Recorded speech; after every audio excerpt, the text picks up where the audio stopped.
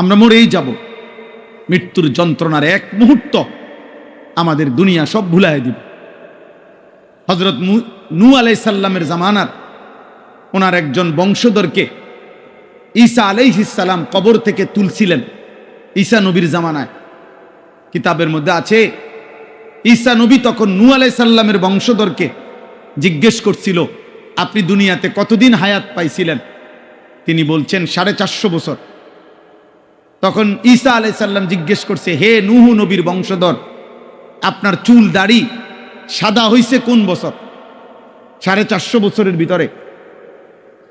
নূহ আলাইহিস সালামের বংশধর বললেন, হে নবী ঈসা, আল্লাহর কসম 450 বছরে আমার চুল দাড়ি কোনোদিন সাদা হয় নাই।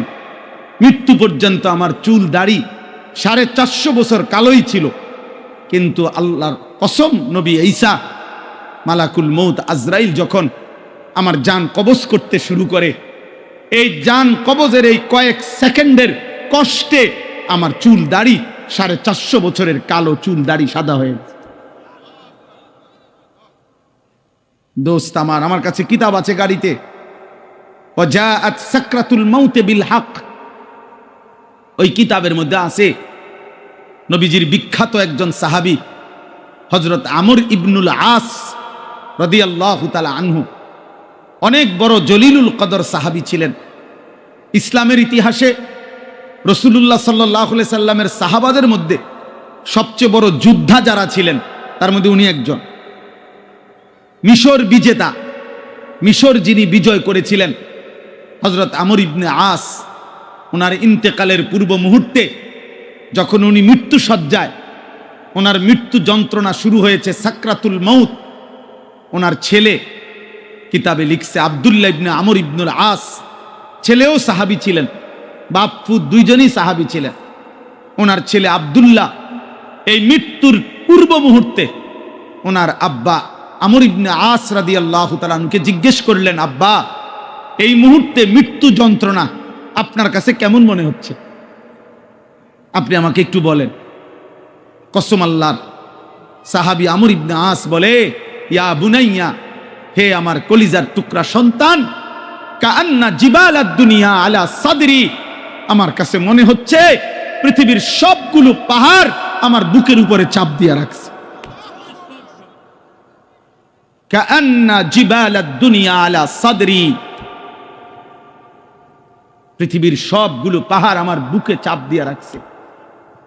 ওয়া কাআন্নি আতানাফাসু মিন সাকবিল ইবরা, আর তিনি বলে, বাপ আমার, সন্তান আমার মনে হয় আমি যেন সুইয়ের ছিদ্র দিয়া একটু নিঃশ্বাস নিতেছি।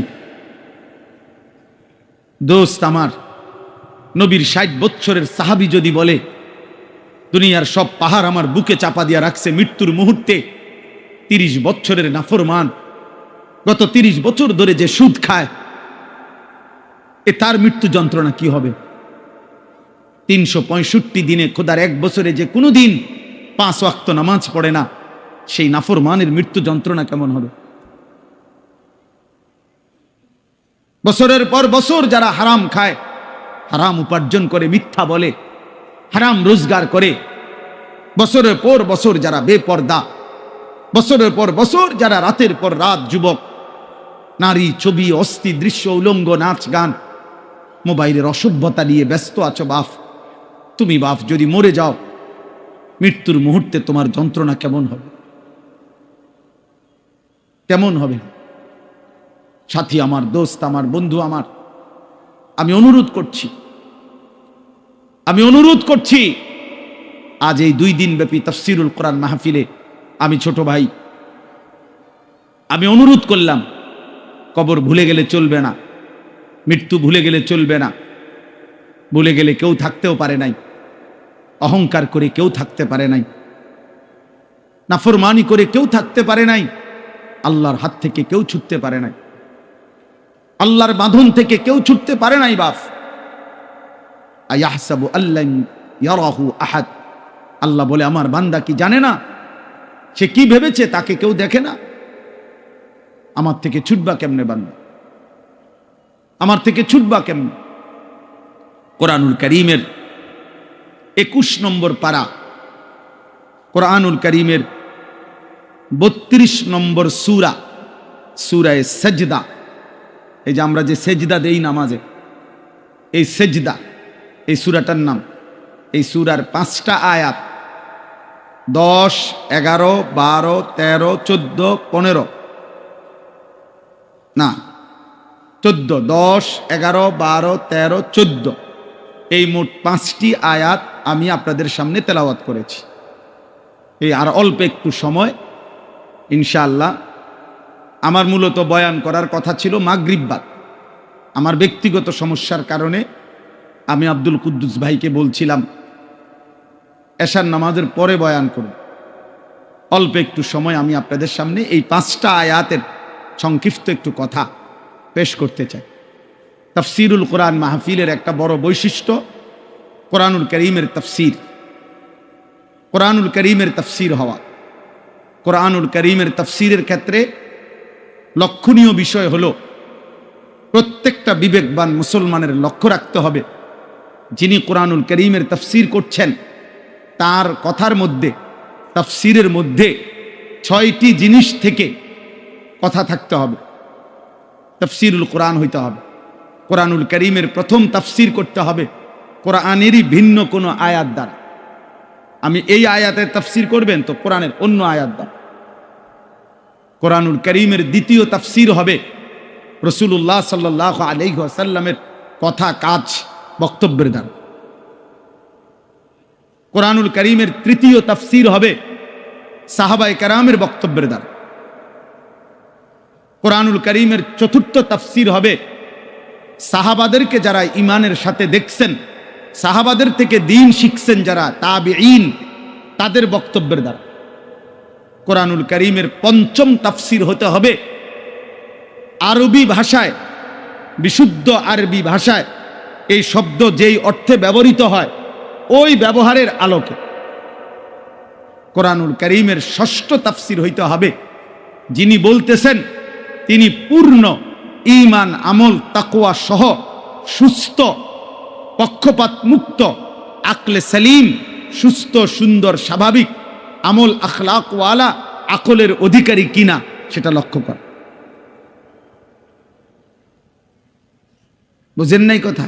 আকলে সালিম হওয়া। এই জন্য পৃথিবীতে এই 6টি মূল সূত্র থেকে বিচ্ছিন্ন কথা যত সুন্দরী হোক, জাকজমকই হোক, যত চমৎকারী হোক, সেটা তাফসীরুল কোরআন হতে পারে না।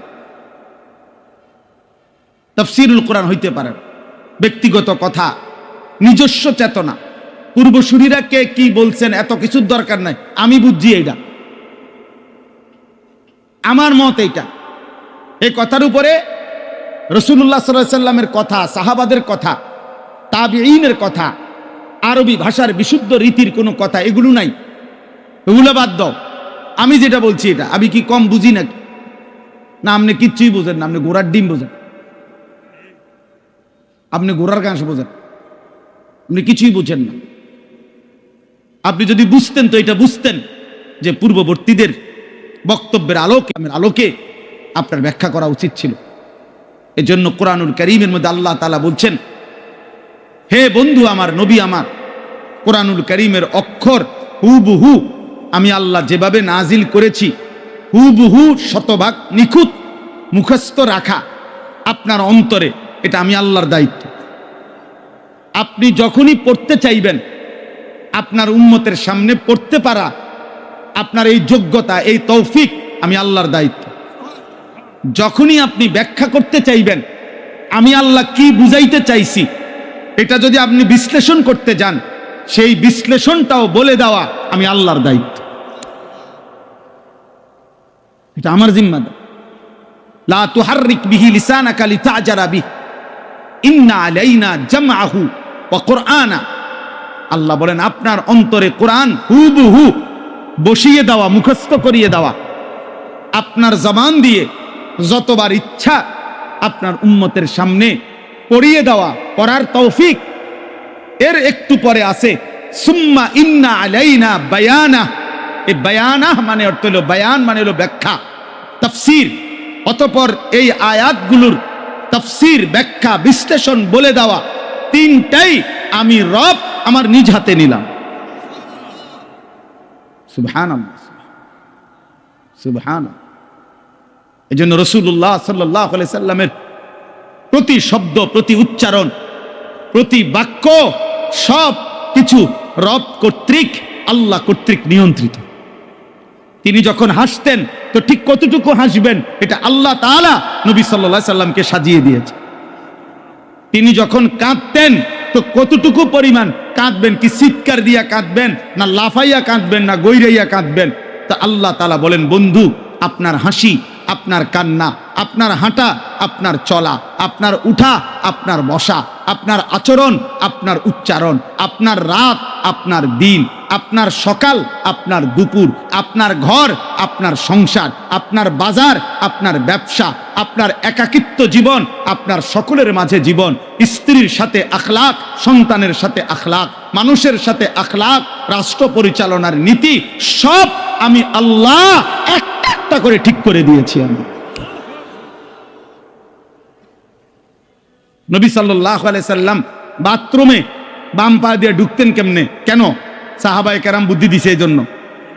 ডান পাও দিয়া বের হইতেন কেন? ওই কয়েকজনে তুই জিগাইল হইছে কোন পাও দিয়া বাইর হইলে ভালো হয় এরপরে নাকি? না না, আল্লাহ ফয়সালা দিছে, আল্লাহ ফয়সালা দিছে। ওয়া ইন্নাকা লা আলা খুলুকিন আযীম, আল্লাহ কসম করে বলেছেন, বন্ধু আমার, দোস্ত আমার, আমি আল্লাহ কসম করে বলছি, আপনাকেই আমি আল্লাহ তাআলা চরিত্রের সম্পূর্ণ সর্বোচ্চ আখলাকের নীতি, নৈতিকতা, চরিত্র, ব্যবহার, আখলাক, উত্তম আচরণ বলতে যা বুঝায় সবকিছুর সর্বোচ্চ মাত্রা, পূর্ণ শিখর আমি আপনাকে দিয়েই, সর্বোচ্চ পূর্ণাঙ্গ চরিত্র আখলাক দিয়েই সাজিয়ে আমি আল্লাহ আপনাকে পাঠিয়েছি। আছে খুবা হামা দারান তু তনহা দার।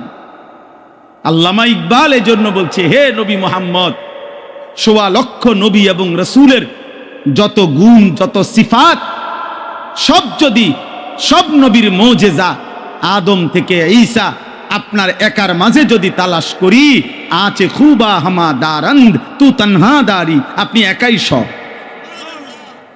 আপনি একাই সব। আপনার হাসিও সেরা, আপনার কান্নাও সেরা, আপনার সব সুন্দর, সব সুন্দর, সব সুন্দর, সব সুন্দর। আপনার পরে কোনো কিছুতে, কোনো কিছুর জন্য একটা সুতার বুদ্ধি, এক সুতা, একটা কথা, নতুন বুদ্ধি, নতুন পরামর্শ, নতুন কোনো পদ্ধতি বলার জন্য আল্লাহ বলছে, বন্ধু আর কোনো দরকার নাই, সবকিছুর পূর্ণাঙ্গ, সবকিছুর চূড়ান্ত নিয়ম, পদ্ধতি, আদব, আখলাক, শিষ্টাচার, নৈতিকতা, ভদ্রতা, আচরণ, উচ্চারণ সব পূর্ণ করে আপনাকে আমি পাঠাইছি। আল্লাহ তাআলা আমাদেরকে আজ 5 ডিসেম্বর 2025 রোজ শুক্রবার কুমিল্লা জেলা মুরাদনগর উপজেলাধীন ঐতিহ্যবাহী কোম্পানিগঞ্জ বাজার ফল ব্যবসায়ী সমিতির উদ্যোগে আজকের এই 2 দিনব্যাপী 26তম বার্ষিক তাফসীরুল কোরআন মাহফিলে প্রথম দিনে এই পর্বে আল্লাহ তাআলা আমাদেরকে আসবার, বসবার, আল্লাহর জন্যই অংশগ্রহণ করার তৌফিক দান করেছেন। আলহামদুলিল্লাহ। প্রিয় ভাই নওজোয়ান, দয়া করে আল্লাহর কথা বসে শুনলে ভালো। দোস্ত, এটা তো আল্লাহর কথার প্রতি আদব, এটা কোনো জনসভা না, নির্বাচনী প্রচারণা না, ভোটের কোনো ক্যাম্পেইন না। অতএব দয়া করে আমি অনুরোধ করছি, শুধুমাত্র তামাশা দেখার বিষয় না এটা। যে যতক্ষণই শোনেন, 1 মিনিট হোক, 2 মিনিট হোক, 10 মিনিট হোক আর 10 ঘন্টা হোক, দয়া করে প্রত্যেকেই বসে শোনেন। মাটির মানুষ মাটিতে বসলে লজ্জার কিছু নাই, অপমানের কিছু নাই। এজন্য ভাইয়া প্রত্যেককে বলছি, প্রত্যেক দয়া করে আদবের সাথে মহব্বতে বসেন। যদি একান্তই কেউ বসতে রাজি না হন তাহলে চলে যান, দয়া করে আমি অনুমতি দিলাম, যদি মনে করেন তামসা দেখতে আসছেন তো তামসা তো দেখলেন, এখন অনুগ্রহপূর্বক চলে গেলে ভালো হয়। জি ভাই, এটা বসতে হবে। এই যে আপনারা ফয়সালা করতে হবে, আপনারা বসতে হবে। জায়গা আছে, কেন বসবেন না বলেন? পিছনে যান, নওজোয়ান ভাই পিছনে যাও, ভাই প্রত্যেকে পিছনে যান, বসেন। একজনও দাঁড়ায় থাকবেন। এই যে কালো গেঞ্জি বউ ভাই, 1 মিনিট হোক। আমার কথা হলো যে হুজুর আমি আসছি 5 মিনিট শুনবো, 5 মিনিটে কোনো আপত্তি নাই। 5 মিনিট বসে শোনেন, 1 মিনিট বসে শোনেন, আমি অনুরোধ করছি, এটাও জরুরি আমাদের জন্য। হযরত জিবরাইল আলাইহিস সালাম প্রিয় নবী সাল্লাল্লাহু আলাইহি ওয়াসাল্লামের কাছে মানুষের সুরতে ওহী নিয়ে যতবার আসতেন ততবার নবীজির সামনে এসে বসতেন, এবং প্রত্যেকবার বসতেন কিভাবে? এতটা মনোযোগ দিয়ে বসতেন, মুখোমুখি হয়ে। হাদিসে স্পষ্ট আছে, ফাআসনাদা রুকবাতাইহি ইলা রুকবাতাইহি, অর্থাৎ জিবরাইলের 2 হাঁটু রাসূলুল্লাহ সাল্লাল্লাহু আলাইহি ওয়াসাল্লামের 2 হাঁটু মুখোমুখি একদম বরাবর করে বসতেন। তো যদি আমার 2 হাঁটু বরাবর আরেকজন হাঁটু 2টা মুখোমুখি করে বসে, তাহলে বুক এটাও বরাবর, চেহারা এটাও বরাবর, এতটা বরাবর করে বসতেন। এরপরে নবীজির সাথে কথা বলতেন। এই জন্য আমাদের এই আখলাক দরকার। এটা সুন্নাত, এটা আমল, এটা আদব। আল্লাহর কথা শুনবার ক্ষেত্রে দোস্ত, শুধু কেবল বক্তা দেখলাম, কিছুক্ষণ শুনলাম, চলে গেলাম, এটা যেন না হয়। এটা যেন না হয়। কারো সুর ভালো, কারো টান ভালো, কারো হুঙ্কার ভালো, কারো ঝংকার ভালো, কেউ চিৎকার দিলে ভালো, কেউ কান্দা কান্দা কইলে ভালো, কেউ হাসাইলে ভালো। দোস্ত আমার, এটা কোনো মাহফিলের বিবেচ্য বিষয় না। এটা কোনোভাবেই ইনসাফের কথা না যে আমি শুধু এরকম কোনো একটা কিছুর জন্য অপেক্ষা করলাম, সুর দিলে আসি, নাইলে নাই, টান দিলে আসি, চিৎকার দিলে আসি, নাই তো নাই। না বাপ, আল্লাহর কথা এর জন্য না। কোরআনুল কারীমের মধ্যে আল্লাহ তাআলা বারবার এটা বলছেন, লাআল্লাকুম তাযাক্কারুন। কেন আমার কথা নাজিল করছি? আল্লাহ তাআলা বলেন যেন তোমরা উপদেশ গ্রহণ করতে পারো। লাআল্লাকুম তাযাক্কারুন, ইয়াইযুকুম লাআল্লাকুম তাযাক্কারুন। আল্লাহ বলেন আমি ওয়াজ করছি যেন তোমরা উপদেশ গ্রহণ করতে পারো। লাআল্লাহুম ইয়াত্তাকুন, আমার বান্দারা যেন আল্লাহকে ভয় করতে পারে। লাআল্লাকুম তাত্তাকুন, যেন তোমরা মুত্তাকি হতে পারো। এইভাবে কোরআনে বলছে লাআল্লাহুম ইয়াতাফাক্কারুন, যেন আমার বান্দারা ভাবতে পারে।